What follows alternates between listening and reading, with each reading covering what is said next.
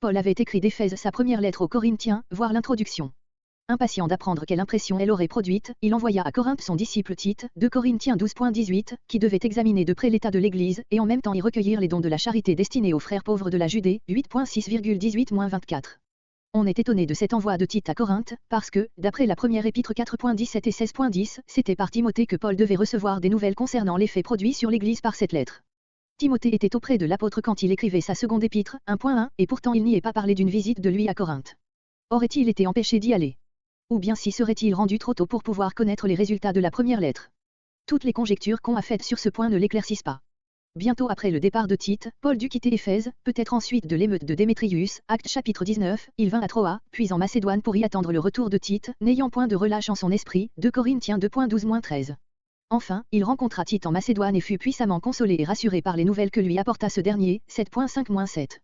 Sa lettre avait fait une profonde impression de tristesse et de repentance, dont Tite lui-même, très bien reçu par l'Église, s'était réjoui. 7.8-16, le pécheur scandaleux avait été exclu et ramené à la repentance. 2.5-11, au point que Paul lui-même demandera sa réintégration dans la communion du troupeau. Toutefois, si une grande partie de l'Église avait été humiliée, les adversaires de Paul ne l'étaient point. Il le représentait comme plein de hardiesse dans ses lettres et de faits, même sa prédication manquait de droiture, de vérité et de clarté. 4, et il mettait de la ruse dans son désintéressement affecté. 12.16-17. Ainsi parlaient les spirituels et les docteurs judaïsants, qui ne pouvaient tolérer la pureté de la doctrine annoncée par l'apôtre. Désireux de s'adresser. Cette lettre fut écrite moins d'un an après la première, en 57. Bientôt après il revint réellement à Corinthe, où il resta l'espace de 3 mois, acte 20.2-3. Notre manière d'envisager la suite des événements est partagée par B. Weiss, Enleitung in das Ente, 1886, qui la défend avec force. Son avantage est de ne faire entrer en ligne de compte que des faits connus et de ne recourir à aucune hypothèse. L'objection qu'on lui fait, c'est de ne pouvoir justifier des expressions comme 2 Corinthiens 2.3,4, 7.12, 3.1, 5.12, qui ne sauraient, dit-on, s'appliquer à notre première épître. Se basant sur ces expressions, Blick et un grand nombre de savants après lui, ont supposé l'existence d'une lettre aujourd'hui perdue que l'apôtre aurait écrite en apprenant par Timothée les débats que soulevait sa précédente épître et l'esprit de révolte qui se manifestait à Corinthe. Cette lettre, fort vive, aurait été portée par Tite, et Paul attendait avec une fiévreuse impatience le retour de son messager, 2 Corinthiens 2.12,13, 7.5 et suivant. Nous ne pensons pas que les passages allégués suffisent pour établir l'existence d'une lettre intermédiaire, car s'il y a dans la seconde épître des allusions qui ne semblent pouvoir s'appliquer à la première épître, il y a aussi entre les deux lettres des 3 rapports, comparez surtout et Corinthiens 5.1 et suivant avec 2 Corinthiens 2.5 et suivant, 1 Corinthiens 16.5 avec 2 Corinthiens 1.15.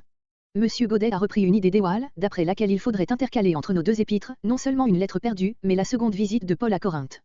Il pense que l'intervalle entre la première et la seconde aux Corinthiens doit avoir été beaucoup plus considérable et plus rempli qu'on ne l'admet généralement. C'est-à-dire qu'il a été d'un an et demi au lieu d'être de 6 mois. Cette supposition se heurte au passage, 2 Corinthiens 1.15 et suivant où Paul se justifie du changement de son itinéraire, qui le fait aller à Corinthe par la Macédoine et non plus directement comme il l'avait pensé d'abord. Or ce changement, il l'avait annoncé 1 Corinthiens 16.5. Peut-on supposer un intervalle de plus d'un an entre l'énoncé du projet et sa justification? 2. L'apôtre commence par saluer ses frères et rendre grâce à Dieu des consolations et des délivrances qu'il lui avait accordées après tant de chagrins et de dangers, 2 Corinthiens 1.11, puis il explique pourquoi il n'est pas venu encore à Corinthe malgré l'intention qu'il en avait manifestée, 1.12 à 2.4. Il conseille ensuite à l'Église de pardonner aux pécheurs scandaleux et de l'admettre de nouveau dans la communion de ses frères, 2.5-11. Abordant alors les accusations de ses adversaires, il démontre la pureté de l'évangile qu'il a prêché, prouve combien est glorieux le ministère de la Nouvelle Alliance, par opposition à celui de l'Ancienne, et quelle fidélité il a mise, au milieu des plus rudes souffrances, dans l'exercice de ce ministère de la réconciliation, 2.12 jusqu'à 6.13. Après cette effusion de cœur, pleine d'abandon et renfermant de profonds enseignements, Paul adresse à ses frères une sérieuse exhortation à vivre d'une manière digne de ce glorieux évangile qu'il leur a prêché, il s'émeut de la tristesse qu'il leur a occasionnée par sa première lettre, mais se réjouit des fruits de repentance et de salut dont cette tristesse a été suivie, 6.14 jusqu'à 7.16. Il rappelle ensuite longuement le devoir de contribuer au soulagement des chrétiens pauvres de la Judée, en faveur desquels Tite devait recueillir à Corinthe les dons de la charité, chapitres 8 et 9. Enfin, prenant une dernière fois à partie les faux docteurs qui corrompaient l'œuvre de Dieu à Corinthe, l'apôtre, dans un langage plus sévère, repousse leurs accusations mensongères, 10.1-18, expose, dans une émouvante apologie, son désintéressement, les longues souffrances, les terribles tentations qu'il a endurées dans sa vie extérieure et dans son âme, semblable en cela à un vieux soldat qui montrerait ses blessures pour toute réponse à ceux qui l'accuseraient de lâcheté, toutefois. Ajoute-t-il, il ne veut se glorifier que dans ses infirmités, il est prêt à se dépenser pour ses frères, chapitres entre 11 et 12.